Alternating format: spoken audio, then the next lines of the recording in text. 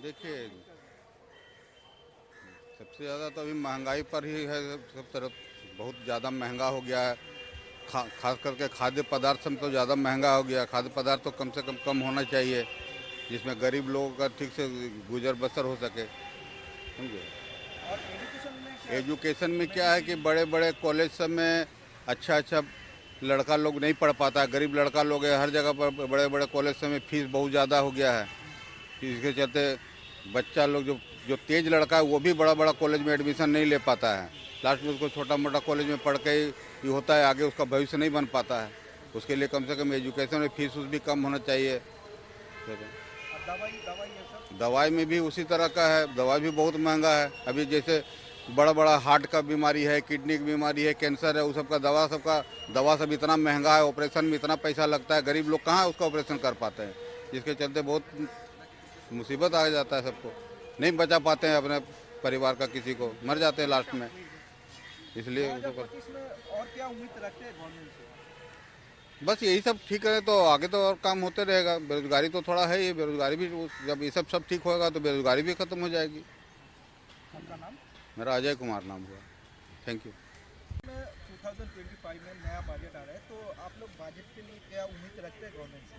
Actually हम लोग request कर रहा हूँ सेंट्रल गवर्नमेंट के लिए, जो एग्रीकल्चर फील्ड में थोड़ा ध्यान देना चाहिए, क्योंकि फर्टिलाइजर पेस्टिसाइड का इतना कॉस्टली हो रहा है, जहाँ के एग्रीकल्चर माने किसान लोग को काम कर माने प्रोडक्शन जैसे हो रहा है उसमें अच्छा नहीं जीवन धारण करने के लिए बहुत प्रॉब्लम हो रहा है। इसलिए I will request to the central government to look into the agriculture field.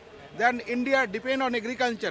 Nowadays the government service are going to very a little position. So that's why it's my request to the central government as well as the state government to look into the agriculture field.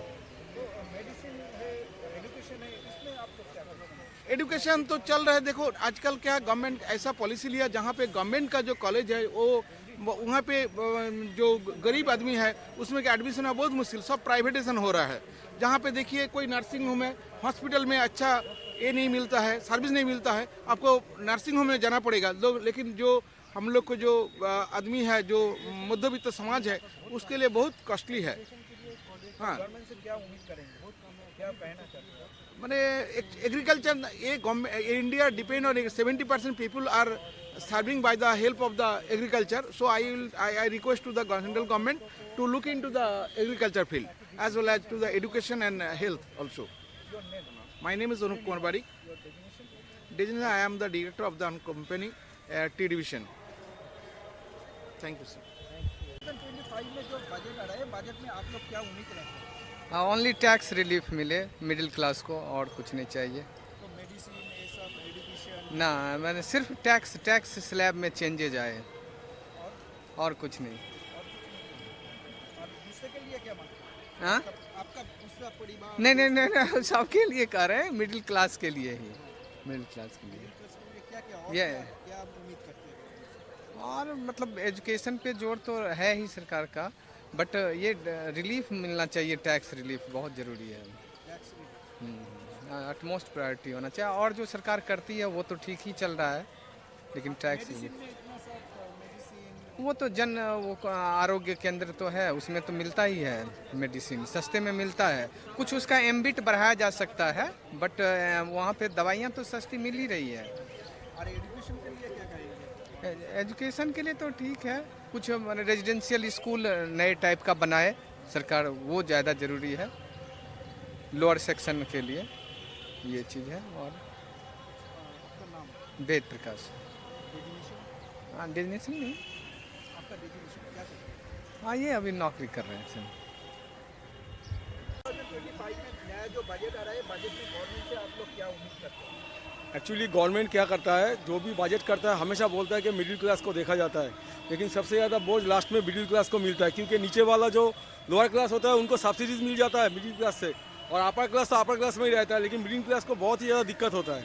ठीक है, और देश धीरे धीरे lower class से अगर middle class में आता है तो मिडिल क्लास का जो संख्या है वो बढ़ जाता है। सब्सिडीज और जितना भी गवर्नमेंट फैसिलिटीज है धीरे धीरे वो मिडिल क्लास से लोअर क्लास के साथ चला जा रहा है। मिडिल क्लास में से को बीच में कुछ भी नहीं मिलता है, वो टैक्स में बेनिफिट्स नहीं मिलता है, जो फैसिलिटीज़ है ऐसा स्लैब बना दिया है को लोअर क्लास में जाता है और बोझ आ जाए मिडिल क्लास के ऊपर।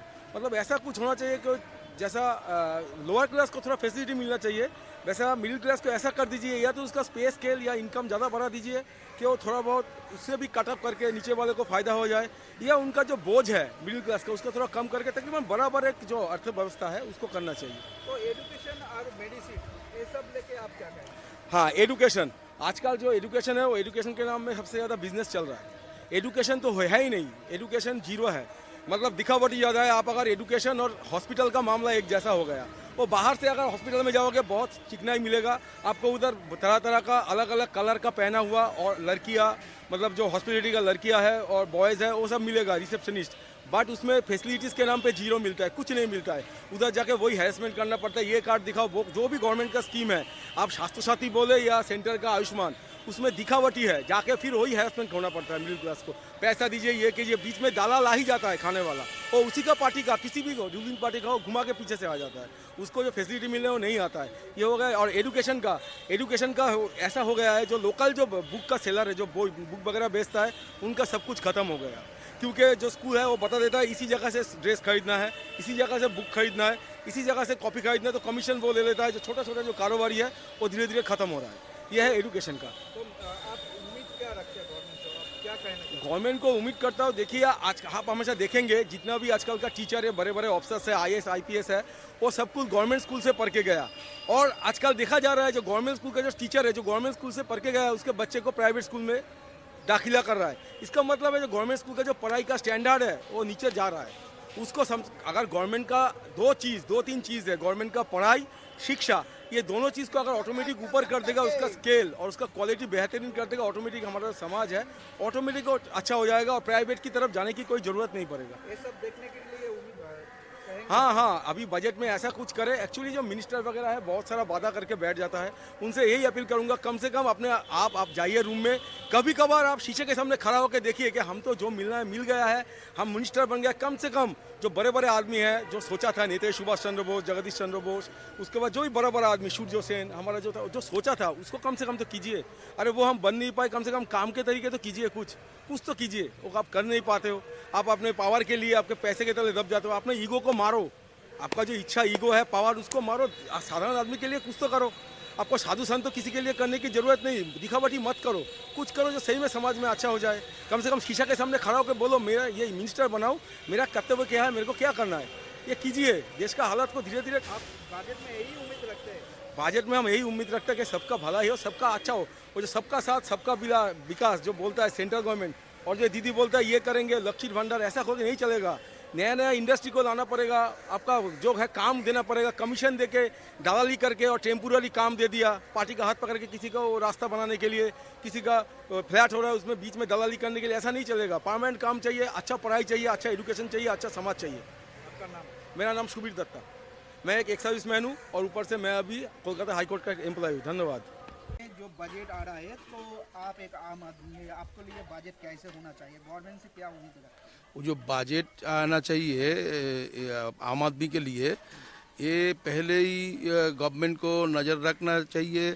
जो मेडिसिन है और जो महंगाई है, इतना महंगाई है, GST इतना है, इसीलिए GST के चपाने के लिए मेडिसिन का दाम ज़्यादा हो गया।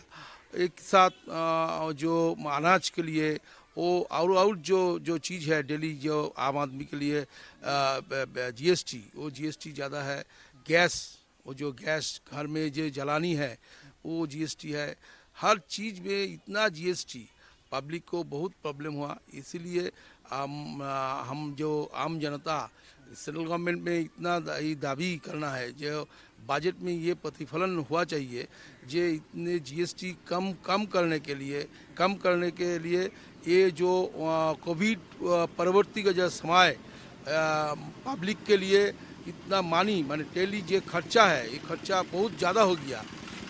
एक साथ और इसी के साथ जो अनएम्प्लॉयमेंट प्रॉब्लम है, ये जो आज हर सभी भारतवर्ष, इंडिया के लिए, हर स्टेट के लिए ये एक बहुत बड़ा समस्या है। ये समस्या समाधान के लिए सेंट्रल गवर्नमेंट में एक प्रकल्प चाहिए, नया स्कीम चाहिए, बजट के ये प्रोविज़न चाहिए, इसी के साथ और जो है डीजल पेट्रोल ये महंगाई है। डीजल पेट्रोल के ऊपर में जीएसटी चपाने का ज़रूरत है। ये स्वास्थ्य माने हेल्थ ये कम करना है क्या? कम करना ये ज़रूरत है। एवं ये एक ही साथ जो हेल्थ स्कीम एवं स्वास्थ्य बीमा जो है वो बीमा के जो जीएसटी है ये मिडिल क्लास जो पब्लिक है अपन लोअर क्लास जो पब्लिक है श्रमिक जो है लेबर क्लास को पब्लिक है ये तो जो बहुत प्रॉब्लम हुआ। ये इसके लिए हम उम्मीद करते हैं जे ये सब के लिए नज़र देना चाहिए, बजट में प्रतिफलन चाहिए। यही है हमारा। आपका नाम? Shiv Shankar Ghosh, West Bengal. If you like this video, then like, share and subscribe to Mirror Now.